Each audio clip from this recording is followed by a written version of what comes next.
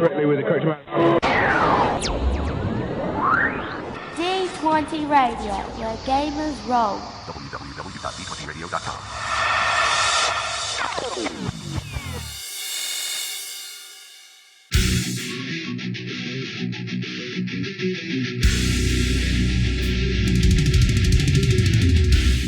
Welcome to Me and Steve Talk RPGs, a podcast where me and my friend Steve try and help you get the most out of your role-playing game experience.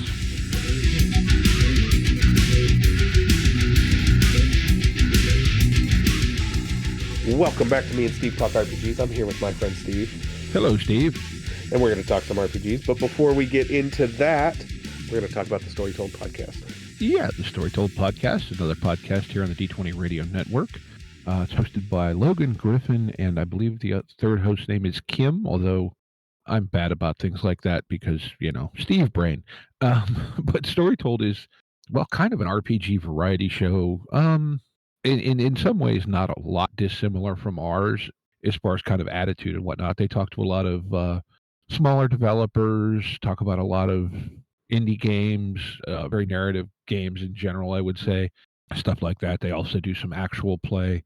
For example, their two most recent episodes actually are an interview with former host of that podcast, Chaz, about the Exalted Abyssals Indiegogo campaign. And so that's one episode. And then the other episode is part of their Promethean actual play game. So, like I said, they're very good people. We've had Chaz on quite a while ago to talk about the whole World of Darkness storyteller, Right. story path, everything.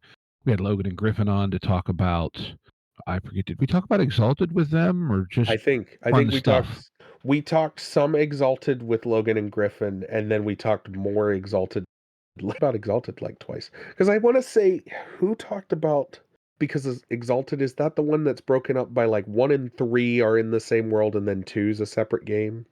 I think so, yeah. No, because there's also the Wondrous Atlas people that we had on about Exalted. Yes. And then shortly here, we're going to actually I got to play a one-shot of Exalted run by actually one of our listeners, and that'll be coming out shortly because I think there's one more episode of Havoc Brigade left because, Awesome. you know, there's only so much yeeting of goblins you can do. Yes.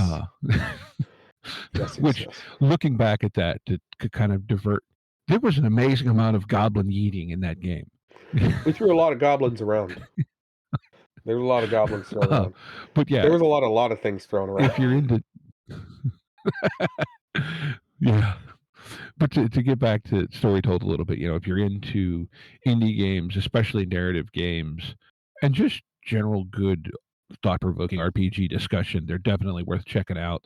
There'll be a link to their feed in the show notes. But if you just search The Story Told on pretty much any podcast platform you use, you'll find them. They're very good. Good people, good show. And of course, you know, anything else, you know, check out D20 Radio Network. I believe it's d20radio.com, or if you search D20 Radio, you'll find the homepage for the network and podcast tab and all kinds of fun stuff to listen to there. Oh yeah. Yeah. All kinds of cool stuff happening at D20 Radio Network. Mm-hmm.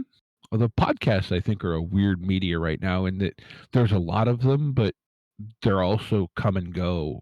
Seems like even more so than they used to be lately. Yeah, I think so as well.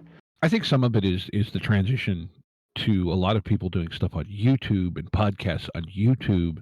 And I don't know, part of me would like to go that route, but part of me doesn't want to deal with video. And quite frankly, you know, I have a face for radio anyway, so. Right. I don't think, I think I have a little bit more work to do for myself before I would be ready to go to any sort of video thing. Because I have, like, my office is still in the middle of construction and my computer is needing an upgrade, but I wouldn't be opposed to doing video in the future if I can get things together. Yeah. Well, I'm similar situation, although I may be upgrading computer here shortly, which is the biggest stumbling block in my case, because I'll just find one big blanket to hang behind me instead of two mismatched ones. Well, yeah. I definitely need to upgrade. Well, what needs to upgrade first is my desk because I need to have more space Well, that to yeah. fit another computer. But yeah, I would like to make the transition to a YouTube or Or at whatever least that may entail. now the But other thing is, to be fair, us rambling and whatever, I don't edit us heavily, but I do take out some of the stumbles and the right. maybe some of the wild divergences or just, whatever. And I'm not editing video at that level. I'm just not. No, I don't blame you. No, that is quite an entitlement. We would have to our content our content would change very, very much if we went to YouTube. Or at least, it would get longer Yeah. for the same content. It would get much longer, and I don't know. I think you're it'd be interesting. It'd be interesting. I think at that point we would go to longer episodes and maybe breaks in between. Yeah, something. I don't know. It's a potential thing down the road, maybe. I don't know. Yeah. But Yeah, unfortunately, that is just how it is with life. But well, yeah, you had a topic for tonight though. well, it actually sort of, in a sense, goes to, in a set, what we were just talking about, right? Because the Right. perspective would be different if you were listening to us on YouTube and I was trying to edit video. And Oh yeah. and what brought this thought on was another podcast, actually, that both of us have listened to. We have had the host on. It's been a couple of Many years years now. ago.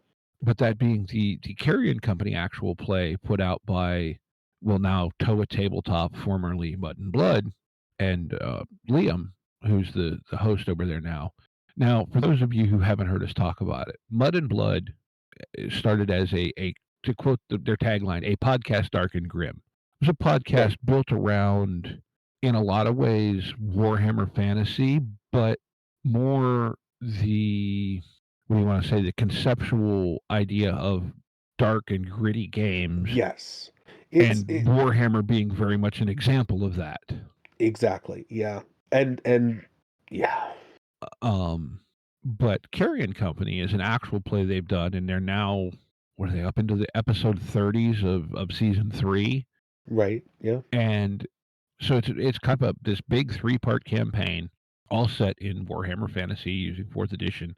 And the GM for this, like you've heard us mention it before, the GM for this game, I believe his name is Sean, is fantastic. And I might actually reach out and try to get him on to talk about any number of things, because I just think he's a fantastic GM, having listened to him run these games. But he's done a thing, and he did it in a recent episode, or well, not so much recent empirically, but recent in both of our listening. And he's also done this in other games, at least based on what I've heard Liam say in other podcasts, where he'll change the perspective of the players in regards to the campaign. And I thought that it was worth discussing or having a chat about how using a change of perspective in telling a story can just enrich everything in such a dynamic way. Because, to not spoil anything for anyone that wants to go and listen to this game, and I'll probably throw a link to their feed down in the show notes as well, they're playing the Carrion Company is a mercenary band. And to make a long story extremely, extremely short and not nearly as interesting as it is, stuff has happened. Then they're in deep crap. And then, as they're fleeing said deep crap, Sean pulled out this thing where they find this document in the middle of nowhere, and then they do this flashback episode to a scene 30 years prior, roughly. And like most of the characters they're playing are names you recognize that have come up through the campaign, but it just gives you a wildly different perspective on the story. And as a viewer from the outside, if you will, you're just like, oh wow, these things make sense, but these things now I don't know what I thought, and maybe not, and you know what I mean? Right. Yeah, no, exactly. I love pulling the rug on my players and changing the perspective at which they're looking at the world. Love doing that. And it's such a great narrative device, and I loved seeing it here, just like that. Uh, and it ratchets the tension up because you're like, okay, but we got to go back to what we were dealing with. We're gonna go back, right? Yeah. Now, and the other thing I will say, in that case in particular, it does require that as players, perhaps, or you do have to divorce somewhat player knowledge, character knowledge. Right. Exactly. But that's something I think we all have to do most of the time anyway. So Yeah, just putting a little bit extra layer of that. It's cool. I like it. but I love that. Go ahead. but I think too, and I know I've mentioned this before, are you playing a game as a player? Are you playing it as I'm seeing it through the eyes of my character exclusively, or am I watching this campaign as a show where I'm the director for this person? You know what I mean? Right.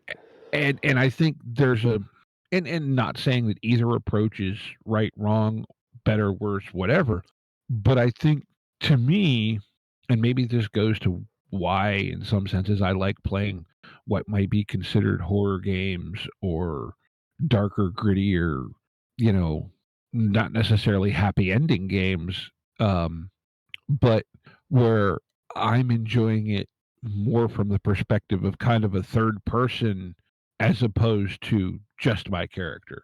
But again, it's a perspective, right? Like it's a loaded word. Right. Yeah, sorry, I lost my thought. No, it's okay. I went on a ramble. Perspective is one of those things that, okay, I'll tell the story about what I'm planning on doing with my campaign. Mm-hmm.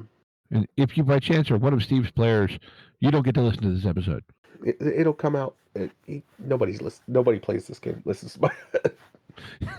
They hear me enough. So here's the plan. I'm going to tell the audience the plan of my RPG here. So at the end of my last campaign, I had my players step into a portal that opened up in another world. I'm not going to get into the details of the other world. Just say it's a steampunk metropolis, right? Mm-hmm.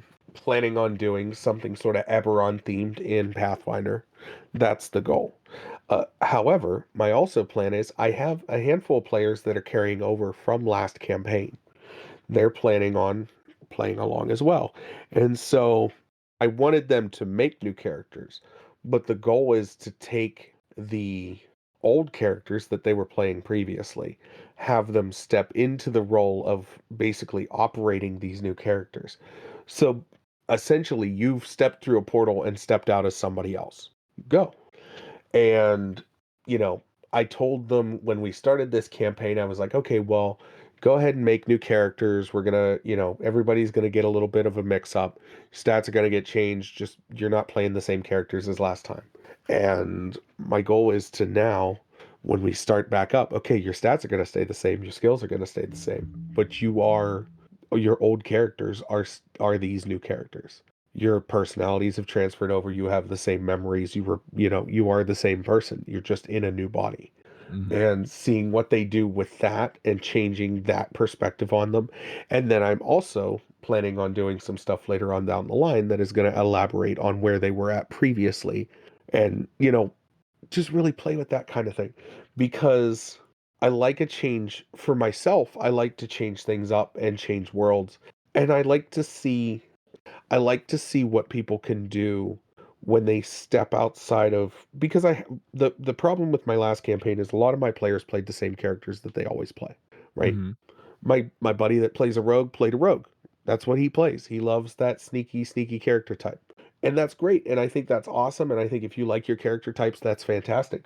But I challenged my players this time when they made their characters to make something that isn't in their normal wheelhouse. And I told them if they wanted to, that's fine. It's whatever. Make the character that you want to play. But I just was like, make something you don't normally play. It's a new campaign. Try something different. And I know my buddy that normally plays a rogue, he's going to be playing an artificer. His wife that normally plays a druid is going to be playing, I think, some kind of monk. My other buddy that normally plays a wizard, he's playing a paladin. So it's kind of, but they're all playing something different. And I'm just going to hit them with this. Okay. And I'm going to take your backstories and replace it with these backstories. And it's their old backstories. Mm-hmm. And I think they're going to really have a blast with that. But I love that as a narrative device to change up the world, to change up how you're running things, to change up how they're playing things, and give you a little bit of a break, because I find myself, especially in Carrie and Company is this way as well.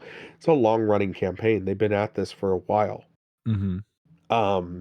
A change, a break, even just a slightly different story in the same world is welcome a lot of the times. Mm-hmm. And as a device for you as a GM, it helps keep you from getting burnt out, in my opinion.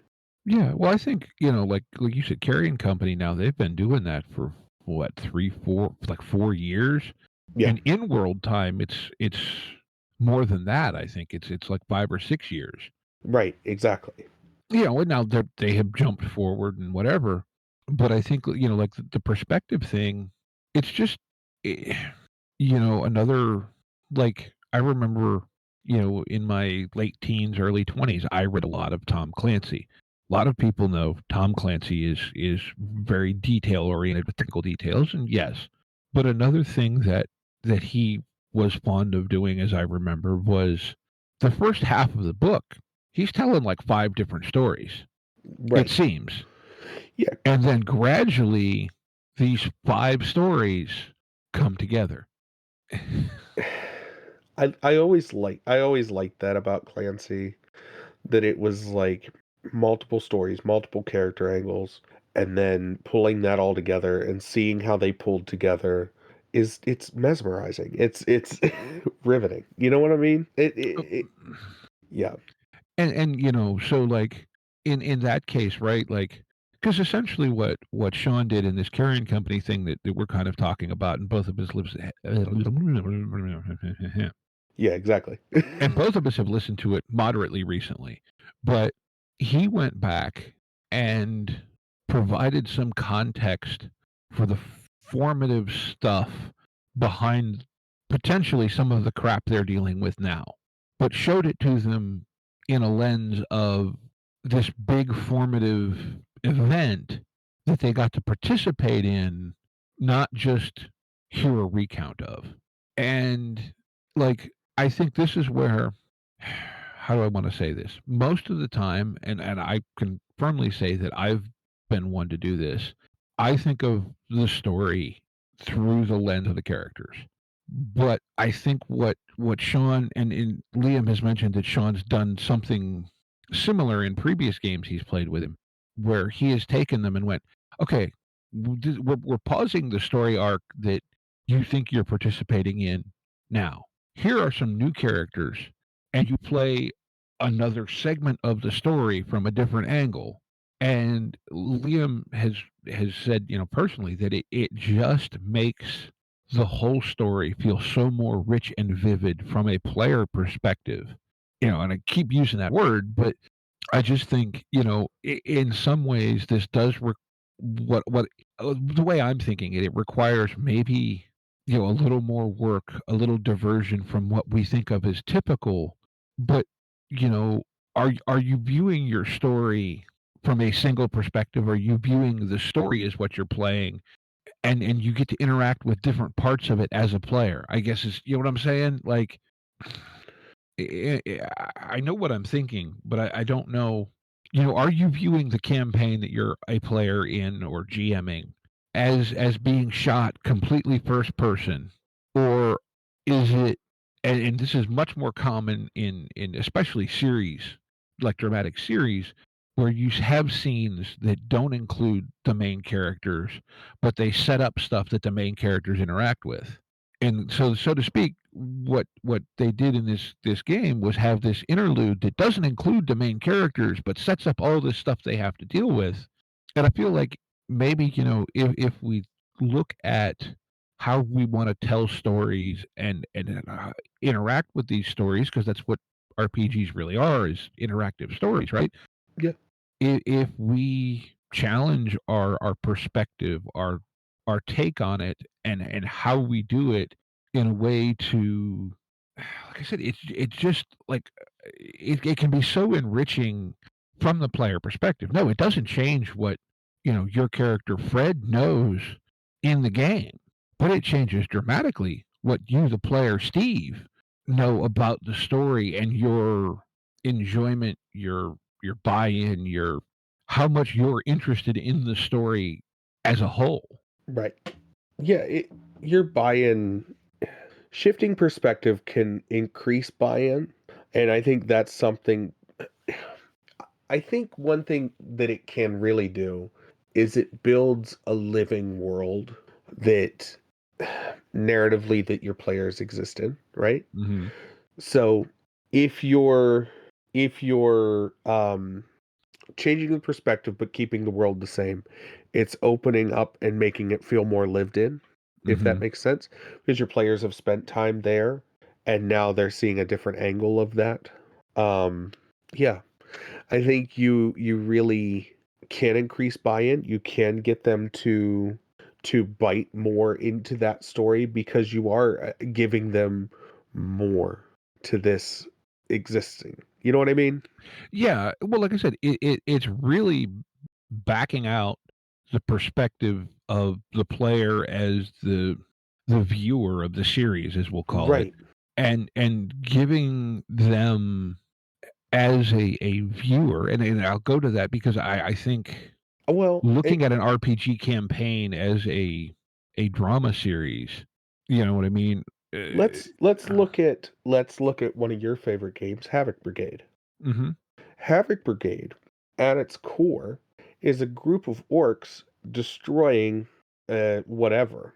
mhm, Whatever their task may be in Havoc Brigade, it is a group of orcs just going and wrecking havoc.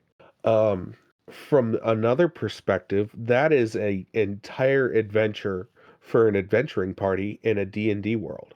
There are orcs destroying a town village, saying they're trying to get to gold. They've blown up every sewer. You tell that to an adventuring party and they're like, "Wait, what? No, we're on our way." Like right, right, and maybe that's one of the things that draws me to that game is I just think it is. I think it's a like, I different hadn't angle. thought of it, but it is the reverse angle of what what we're often playing. And I Exactly. know that I pick a lot of games for game of the week, and you've heard how many times do I go, "Oh, you could use this as, like, this interlude in your game to." Mhm. Well, it's exactly what, Sean did in this episode of Carrion Company. I mean, he stayed in the same system, but Right. like, gosh, that could be a hell of a lot of fun, you know, to bounce around, like, are you and I think this too is a challenge for people who are primarily players, right? Be open to doing something that you may not think is normal Mhm. because boy, it can enrich the overall experience so much. Oh, yeah. Oh, yeah. Like think about and I'll go, you know, Breaking Bad and the one sequence that sticks with me. I forget what season it's in.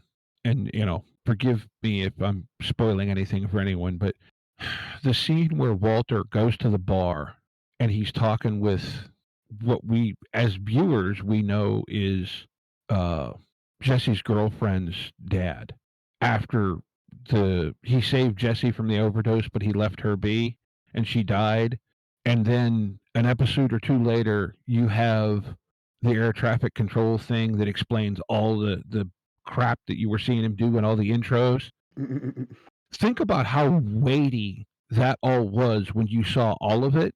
Oh, yeah. But if you only saw him, Walter cleaning up the debris from the air thing, and you didn't understand the context of it, that in a sense, what caused that was, I'm not going to say his fault, but a cascade of decision consequences Yeah, from a various. choice he made. Right. Like, think of, like I said, that whole sequence, if you don't have the wider perspective on it, is not nearly as impactful. That whole series. is right, that way. right, and I think that's what makes that series so great. That entire series is, if you don't have the whole angle, this doesn't look, it's not a clear picture. Because it's, if you think about the beginning of that series and then where it ends, it's a wild ride. And that entire perspective and the entire angle of everything, and just that entire series, a lot of great series are a shift in perspective over time. Mm-hmm. Well, but look, there's the one nugget, and I won't give this away, but you might remember it. There's the one nugget in what it might be the very end of the next to the last season or the beginning of the last season that ties back to like episode 3, and there's been nothing about it the whole time. No, never. You know what I'm talking about now, right? Yes. No, and you'll never give that away. You would never guess. There's been nothing touched on this thing that's happened. And doing that and having that payoff is hilarious. And doing that live at a table and having that payoff to just a crowd of people is phenomenal. Yeah. And that could be anything from somebody stuck a coin in your pocket way back at the beginning of the campaign to anything. Anything. You could do wild, crazy things with just a little bit of time and character expansion. Mm-hmm. And a slight change in perspective makes the entire situation wild. Mm-hmm. I love that. Yeah. And like I said, I think, as players, it does, because what we're talking about in a sense does step out of, in what many cases is the traditional way we play games. But I think if you're open to doing it, boy, you can just add so much to the story, which to me, I think is where most of us in modern games are at as far as what we're playing. And I had a thought here and I derailed myself. But I think, that's we're participating in a story.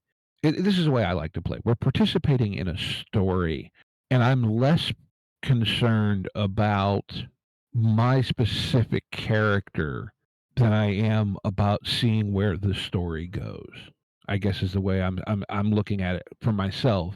And I think that if we're willing to, in a sense, let go a little bit for just my perspective and look at what makes the whole story more interesting, it can dramatically increase your level of enjoyment overall. I think that's sort of a very rambly, most concise way I can come up with my thought. No, I agree with your thought, and I think that is, yeah. Man, I'm running out of. We're both.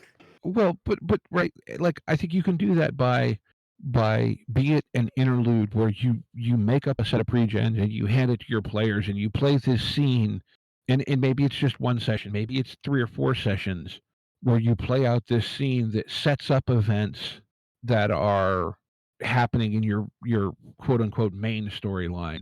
And yes, in a sense that may require you be a little more railroady with the players in that context, but at the same time, as players, be open to that, in that, and maybe as a GM, right, you have to kind of give them the context that, okay, now you're playing this, and as a player where we are in the main campaign as far as how things kind of are.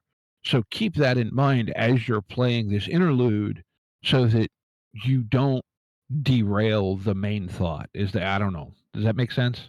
No, yeah, I think you're right. I think keeping your interludes to where they're not going to completely derail your main line and not losing, I think, because it could be, yeah. I think that's having just a side quest. Having just we're going to go over here and do this. Sometimes can add a little bit of space, a little bit of breadth to your games, and that can change perspective slightly. Everybody gets very ratcheted up and on edge, and just adding a little bit of like, okay, well, we're going to go over here and do this silly thing for a little bit and then come back to this. And you realize how, like, it can either add brevity to the situation, making it people realize how much more serious it is, or it could take a little bit of brevity from the situation and make you realize how much, oh, we can play with this a little bit. We're not absolutely like if it's basically a puzzle that you're giving your players to figure out, right? And it's a way to give more pieces to that puzzle Right. to the player without necessarily giving them to the character. Right. You're going, okay, say you have a situation where your players are taking something too seriously and you can tell that, right? Giving them a goofy, silly adventure to go run off and do for a little while as an interlude, and they come back and they go, oh, this is not as serious as we thought it was, and we could just do this and have more fun. Because I think sometimes your players don't realize how much fun they could be having.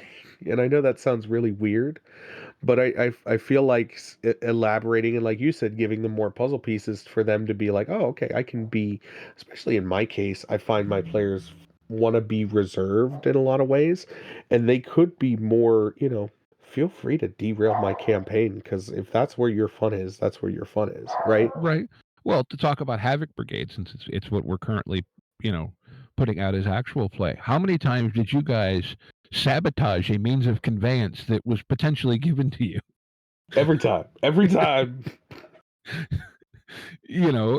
not that I don't know how that ties to perspective, right? But it's just a matter of, well, the perspective at the time wasn't that we were destroying vehicles actively. It wasn't until after we had sat down and been like, huh, every single cart, every cart. Oh, huh, interesting. No, we walk in this house. But yeah, no, I just think that, like, using that nobody walks into Mordor. We're going to. I think that challenging yourself as a player and as a GM to use perspective in telling the story or experiencing the story can be such an enriching element to the whole experience, right? Like, oh yeah, like we talked about Breaking Bad. How many times are there these little payoffs in there that like the plant at the one point when Walter's moving, that makes the sequence that happened, a season ago make so much more sense. And in a sense, that particular one, right, you're going, boy, he's become despicable. oh yeah. But that to me was what made that series so good, is that there was really nothing that didn't mean something, but you might not know it meant something for a long time. Yeah. I think you're on the point there. I think yeah. And yet at the same point, sometimes I think it can be neat to have something that really doesn't mean anything be important just as a lift, I don't know.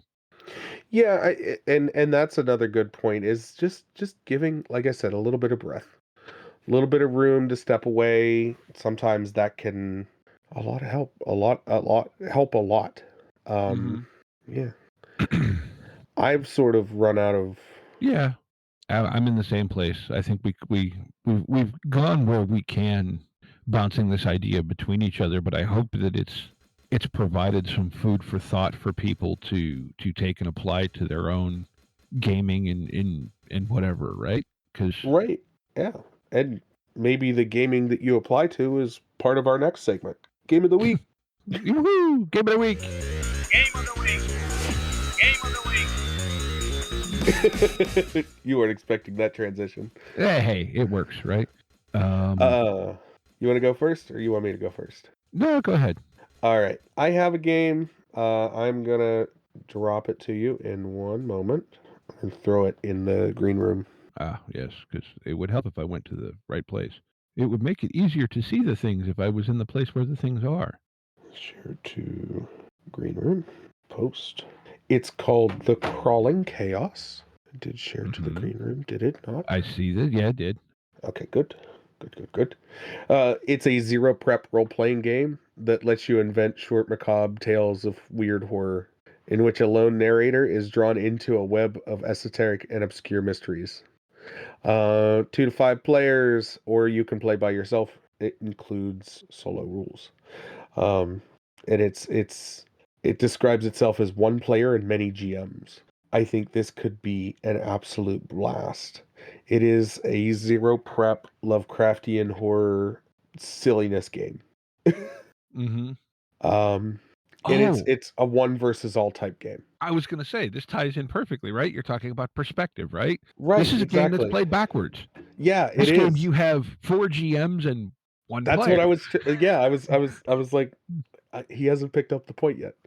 Yeah, no, it's you have one person who is like trying to escape, and many people who are trying to catch them, and it looks like shenanigans and a great time.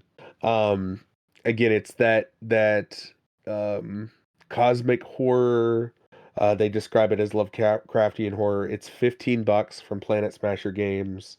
I don't know. It looks like a blast to me, man. It's something that I would play. Something that I would throw at a table and be like, all right, you guys figure it out. It's that perfect game. I'll tell you what this game's good for. Here's what it's good for. It's that perfect game for when the players are getting mad at you as a GM because they think something should be happening and something's not happening, right? Mm-hmm. And you just go, all right, well, you do it. And you throw this game on the table, and you are the player, and they can be the GMs, and they can figure it out. You know where this game would be really fun? Where? Gamer Nation Con. Oh yeah, yeah. Because because of the nature of that con, right? And where so many of you are we're friends. We kind of know each other, but this is the only time we get to play together. This would be a good. I'll tell you what this would be a good game for. Gamer Nation Con, but it would have to be a Sunday, like the last game of the day on Sunday, where nobody's running games. Yeah, that Sunday morning before the auction. Yeah. Or oh, you said Gamer Nation Con. I was thinking PGX. I was thinking PGX Sunday. I mean, it would be a good con game, I think, in general. Yeah, I think it would. I think it would because you run that for a bunch of the GMs. You just reach out to them and be like, hey, do you want to be in this game? Hey, do you want to play in this game? It's a game for... Like, I feel like this is a great game, or would be a great game for a group that, what do you want to say, you know each other, but yeah, you don't get to play all the time. But... Oh, yeah, that would be fun. That would be fun. You're right. Gamer Nation Con would be a good one for this. PGX would be a good one for this. Any con that you regularly attend and have friends at, but don't interact with on the regular basis would be this would be a great game for that. So, yeah, quick plug for Gamer Nation Con, which is coming up in beginning of April. Yeah, it's X-Files through the 6th or something. Yeah, Paranormal. The con is out there. Yep. Go ahead. No, I think that's just that's cool. That really looks fun, and that's Havoc Brigade Call of Cthulhu backwards.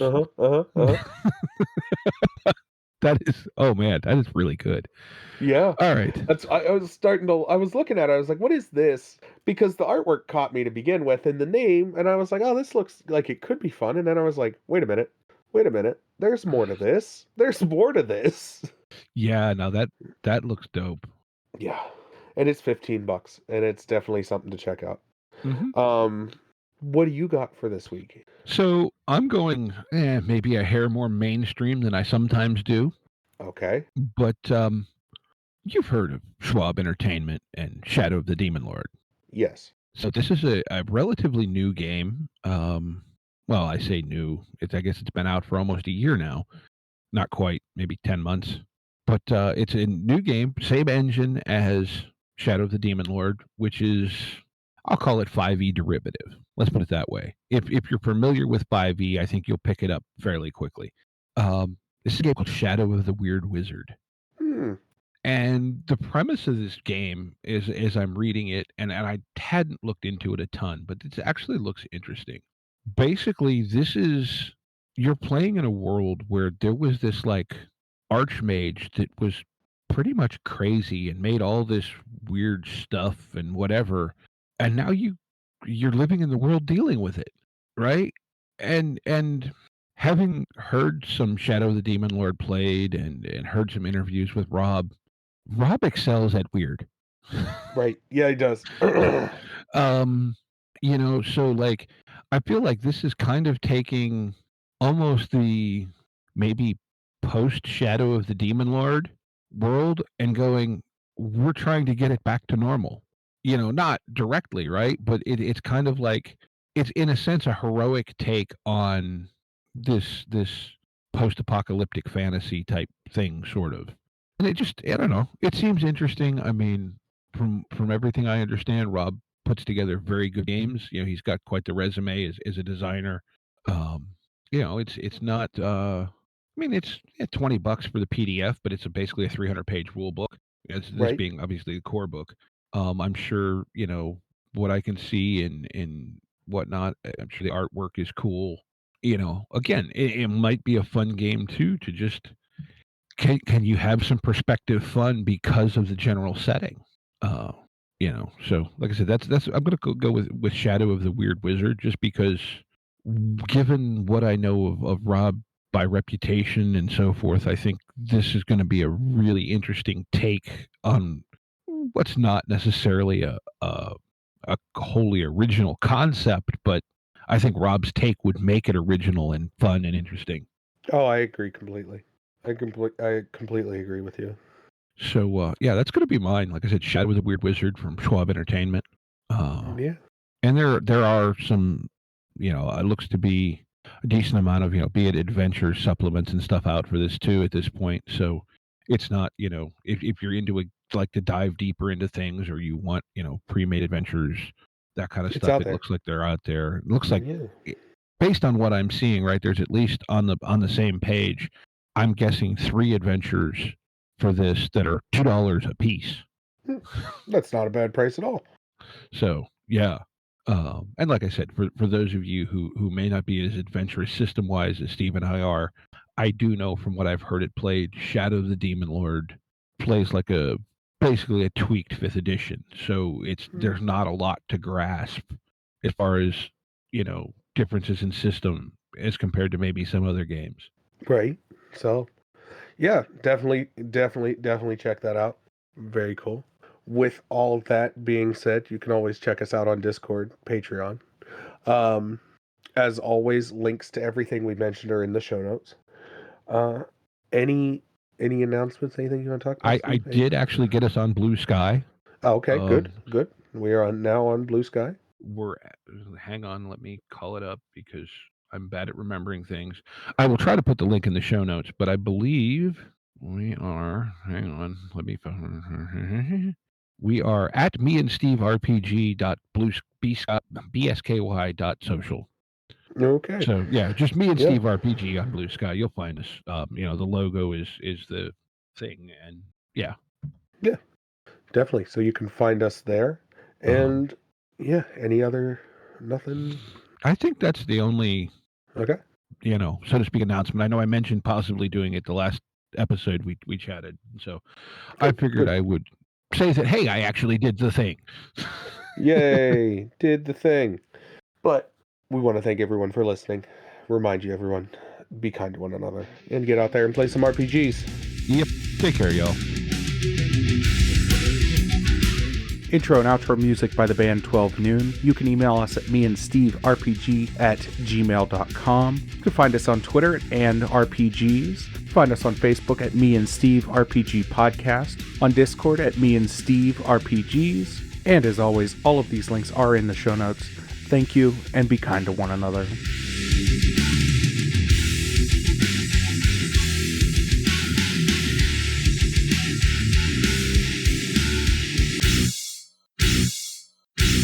How much for the cigar? Cigar, $20, dog. You gotta go down the street to the store and buy that.